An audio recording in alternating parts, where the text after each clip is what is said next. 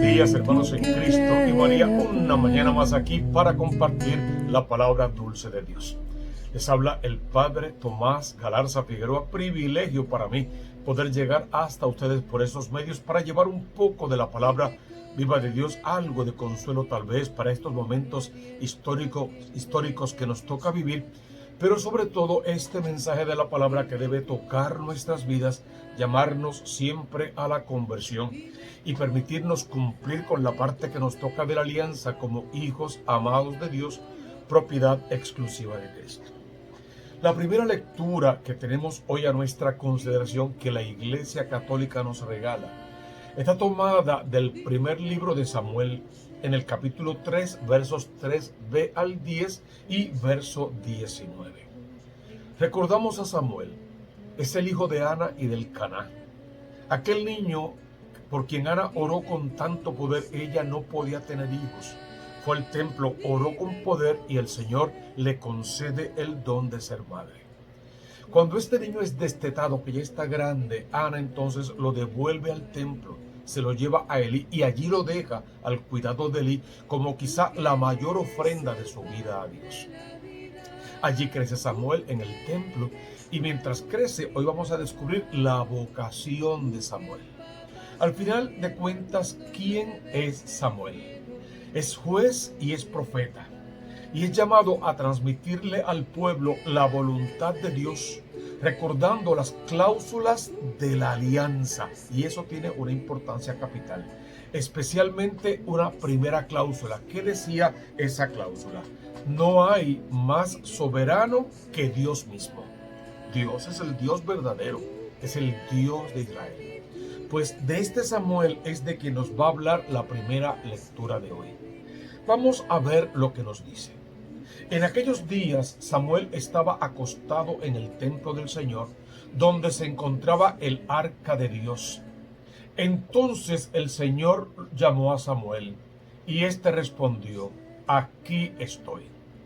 ¿Qué tenemos hasta ahí? Bueno, revelaciones. Parece que Samuel suele dormir o descansar en el cuarto, en el lugar, en el salón, en el sitio donde se encuentra el arca de Dios. Y el arca de Dios no es otra cosa que la presencia misma de Dios. Ya muchísimas veces hemos hablado de ese arca. Ahí duerme Samuel, ahí descansa Samuel. Y ese día en particular escuchó una voz que lo llamó por su nombre: Samuel. Samuel simplemente en el sobresalto respondió: aquí estoy. Y corrió donde estaba Elí, su padre, y le dijo: aquí estoy, ¿por qué me has llamado? Elí respondió: yo no te he llamado, vuelve a acostarte. El niño fue y se acostó otra vez. El Señor volvió a llamar a Samuel. Samuel se levantó, fue donde estaba Elí y le dijo: aquí estoy, ¿por qué me has llamado? Elí, sin entender tampoco del todo, le vuelve a decir al niño: no te he llamado, hijo mío, vuelve a acostarte. Samuel no conocía aún al Señor, ni se le había manifestado todavía la palabra del Señor. Vivía en la casa del sacerdote. Dormía en el cuarto donde está el arca del Señor. Y la palabra dice que no conocía al Señor, que no se le había revelado todavía la palabra del Señor, que ese proceso no se había dado en su vida. Y por lo tanto Samuel no podía reconocer la voz de Dios entre todas las voces e invitaciones de este mundo. Pero comprendió entonces Elí que era el Señor el que llamaba al joven y dijo a Samuel. O sea, Elí mismo tiene que entrar, el sacerdote, en el proceso del entendimiento de la palabra de Dios que se revela. No es fortuito, no es porque sí, es una revelación que viene de Dios y tiene un momento, tiene un tiempo, un por qué y un para qué. Pues comprendiendo Elí que era el Señor el que llamaba al joven, le dijo a Samuel: ve a acostarte, un imperativo. Y si te llaman de nuevo, un futurible, di: habla, Señor, que tu siervo escucha. O sea, no vengas donde mí, yo no te estoy llamando. A ti te está llamando una fuerza mayor, Por lo tanto, respóndele desde adentro, desde el corazón, desde tus entrañas, desde tu vida, desde tu historia propia y personal. Y simplemente dile, habla, Señor, que tu siervo escuche. Con solo esa frase que hoy acuñemos, la guardemos en el corazón como hacía María Santísima para meditarlo todo profundamente. Y ante cualquier situación la expresemos con fe. Habla, Señor, que tu siervo escucha. El Señor se ha comprometido con nosotros a dirigirnos, a hablarnos al corazón, a cuidarnos, a protegernos, a guiarnos, para que se pueda cumplir en todos nosotros el plan de salvación de Dios. Samuel se acostó en su sitio, o sea, cerca del arca del Señor. El Señor se presentó y llamó como las veces anteriores. Samuel, Samuel, lo está llamando por su nombre. A ti y a mí también nos llama por nuestro nombre. De más de una manera y en diferentes circunstancias. Y lo más importante, nos está llamando y está esperando por nuestra respuesta. Y que esa respuesta arranque del corazón de la verdadera fe. Y un decir, aquí estoy, y en ese aquí estoy, entonces es la otra parte de otra frase, para hacer tu voluntad. La frase era muy simple, habla, Señor, que tu siervo escucha. Para eso hay que silenciarse, hay que callarse, hay que apaciguar todos los alborotos de este mundo. Y hay que poder afinar el oído para escuchar, conocer y seguir solo la voz del buen pastor. Y poder rechazar todas las voces, las invitaciones, los alborotos mundanos que solo quieren confundirnos y apartarnos del evangelio, de la palabra de Dios, aun cuando lo que se nos está predicando en ocasiones sea un falso evangelio, una falsa interpretación de la palabra, un evangelio acomodaticio y no el evangelio que recibimos directamente de Cristo y a través de los apóstoles. ¿Qué dice una vez que Samuel responde de esa manera al Señor? Habla, Señor, que tu siervo escucha. Samuel creció, el Señor estaba con él y no dejó que se frustrara ninguna de sus palabras. Si Samuel le dice a Dios, habla, que tu siervo escucha, es porque va a escuchar, a atesorar esa palabra, a escudriñarla, a interpretarla bien y a ponerla en obra, a convertirla en acción, que la palabra de Dios no se frustre en ti, que encuentre en ti un eco. Esto es lo que decimos siempre. Juan era la voz que gritaba en el desierto. Jesús es la palabra viva de Dios que se encarna. Tú eres el eco de la palabra viva de Dios. A ti te toca resonar y hacer que esa palabra resuene en todos los confines de la tierra y llevarla a todos los tuyos para que también puedan venir a participar de la gloria de Dios, de la presencia de Dios, de las promesas de Dios, de la vida eterna que Dios tiene reservada y preparada para todos cuantos creen en Él. La iglesia hoy nos regala el Salmo 39 como respuesta a esta primera lectura y, lógicamente, ¿cuál va a ser el estribillo? Habla, Señor, que tu siervo escucha.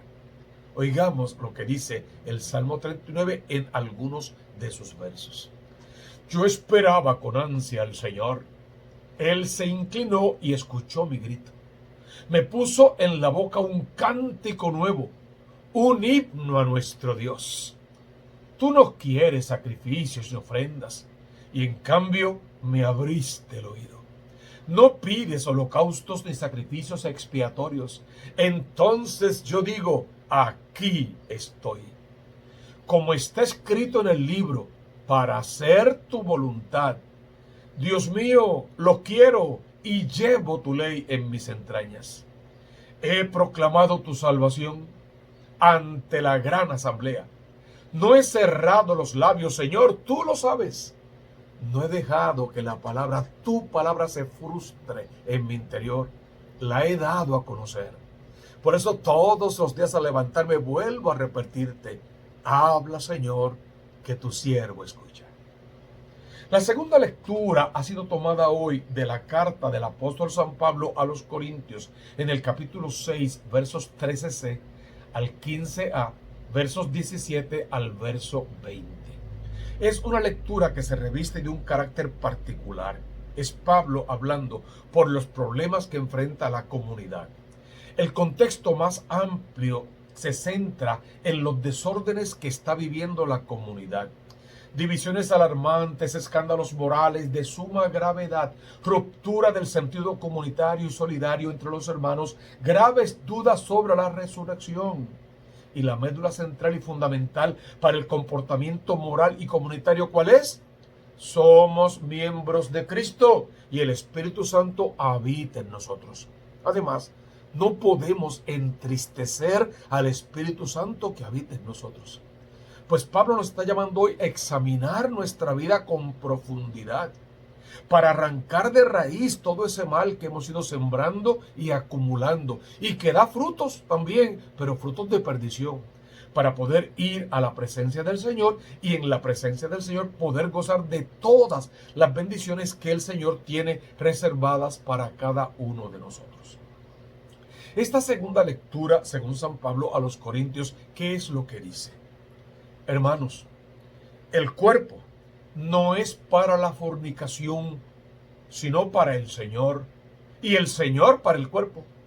Y Dios resucitó al Señor y nos resucitará también a nosotros con su poder. Muchas veces decimos, solo repetimos, que tu cuerpo es el regalo que Dios te dio a ti, para que tú lo usaras y a través del uso propio de ese cuerpo alcances las promesas que Dios te hizo. Pero lo que tú haces con ese cuerpo es el regalo que tú le das a Dios. Si el día del juicio final, cuando Dios abre el paquete que tú le has envuelto, cuando vea todas las cosas que hemos hecho, dicho, pensado, sentido, cuando nos abra el corazón para leer lo que hemos escrito allá adentro y lo que hemos acumulado, si eso no le agrada al Señor, simple, llana y sencillamente no veremos su rostro. Entonces se trata de entender que tu cuerpo no está hecho para la concupiscencia, ni para la fornicación, ni para el pecado.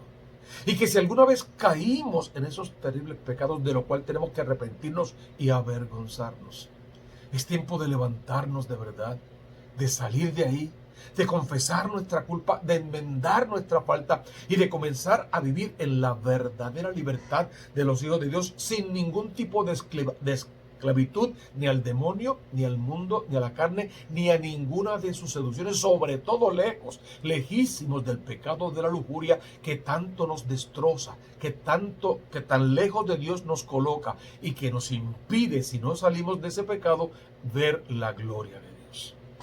¿Cómo entonces lee esta lectura a continuación? Dice San Pablo, ¿no sabías que tu cuerpo son miembros de Cristo? Tú eres otro Cristo, propiedad exclusiva de Cristo.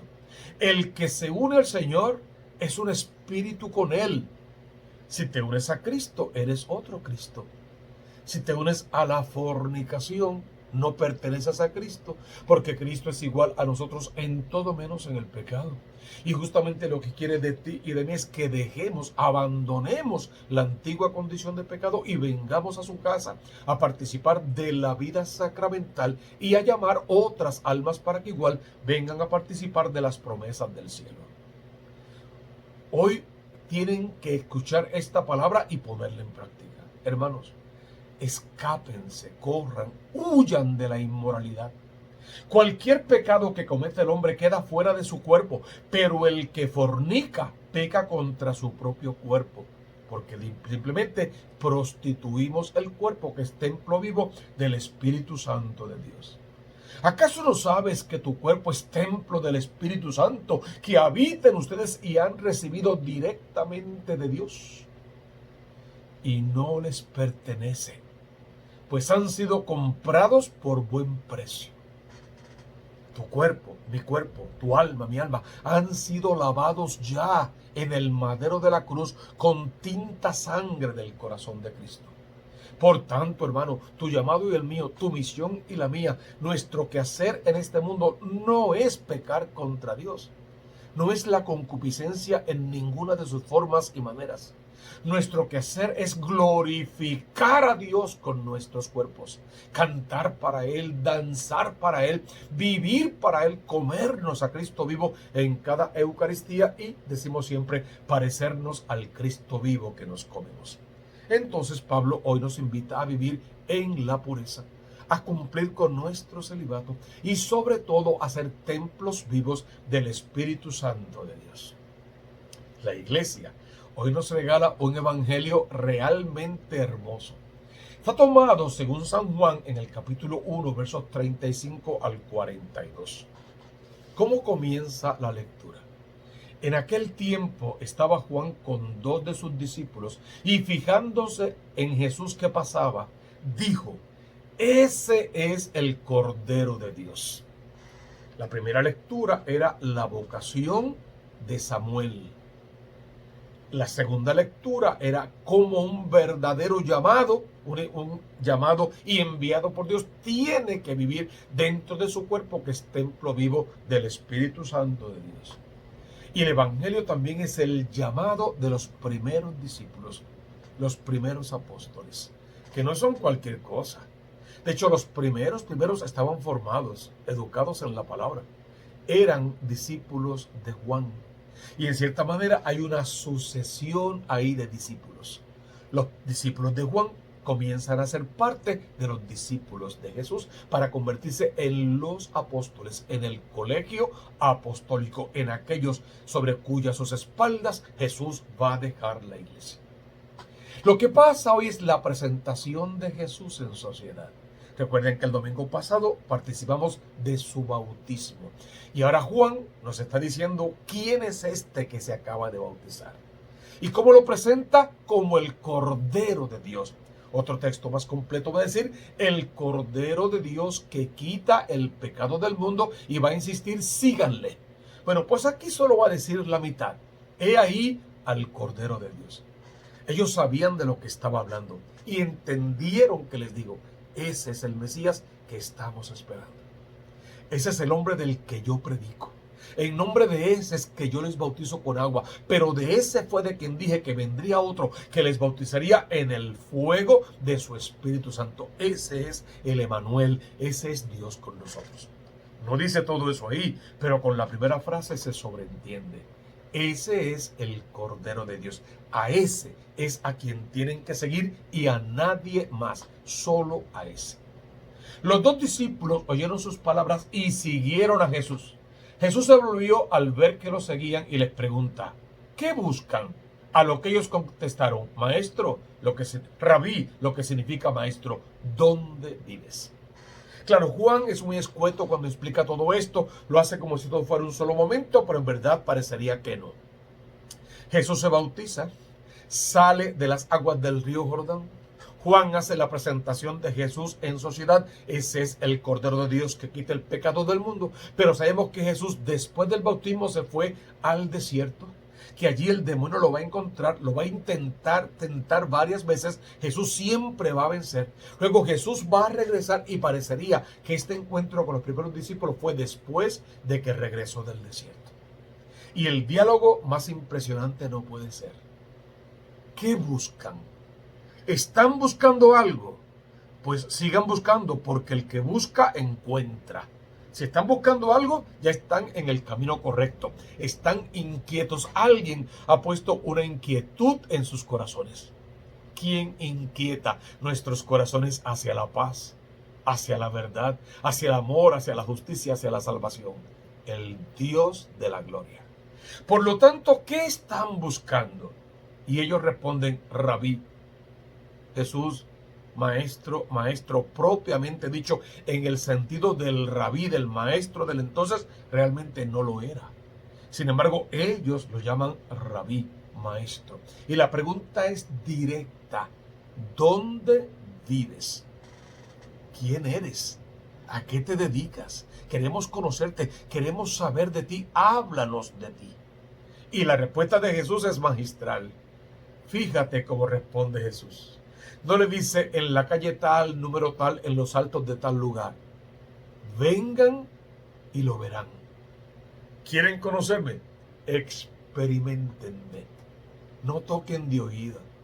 No respondan de memoria a versículos que aprendieron de memoria y que tal vez ni siquiera saben del todo lo que quieren decir.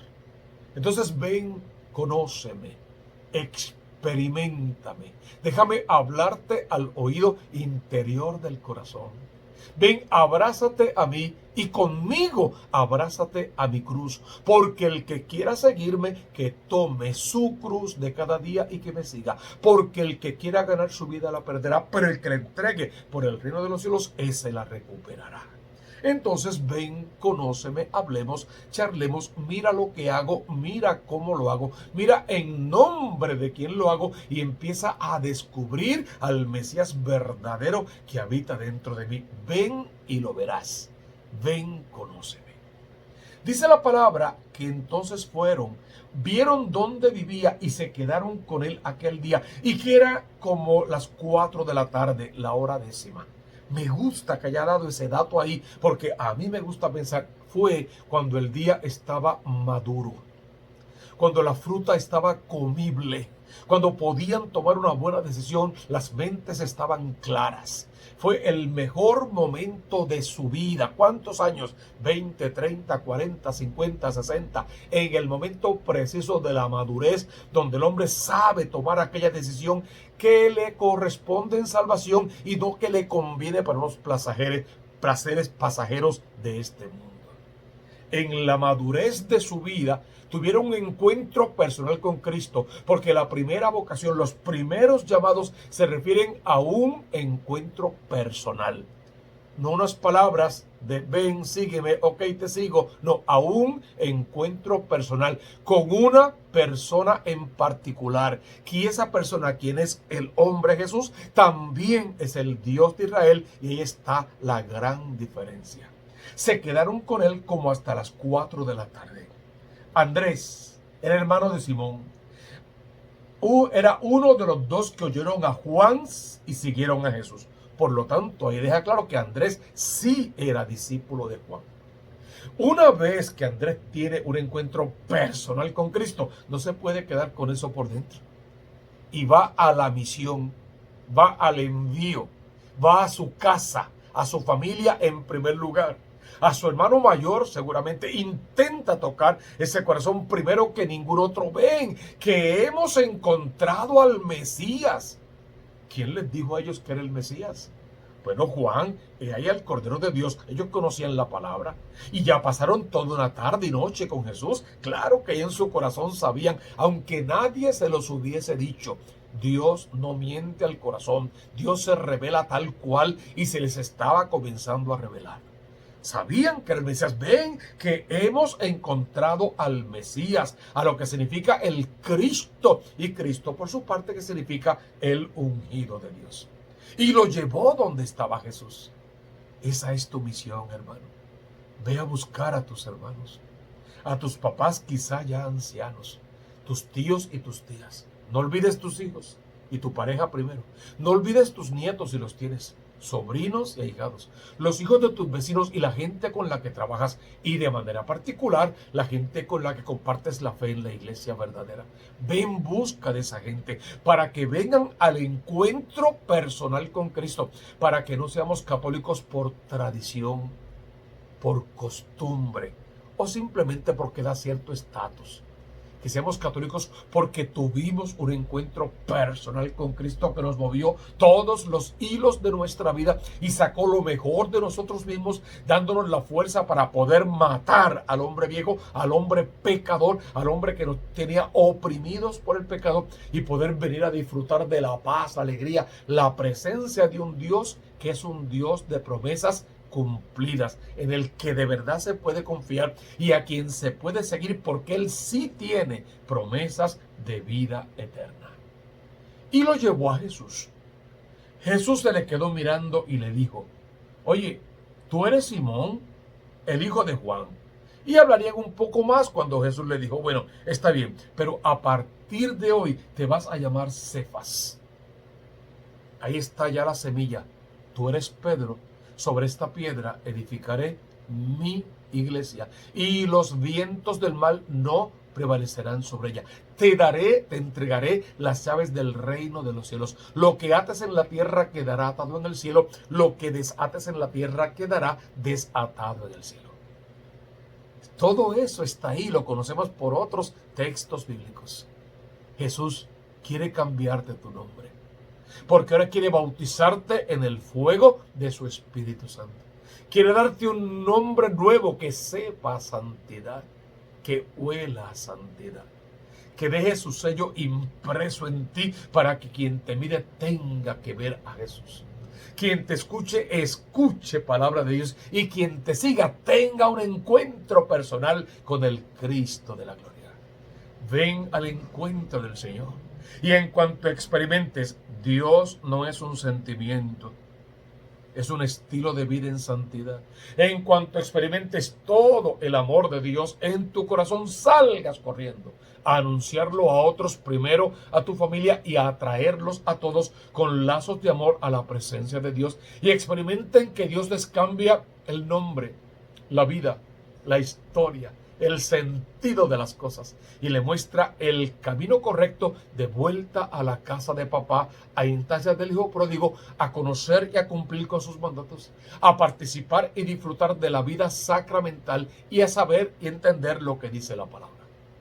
Si Dios está contigo, y de hecho Dios está contigo, ¿quién puede estar en tu contra?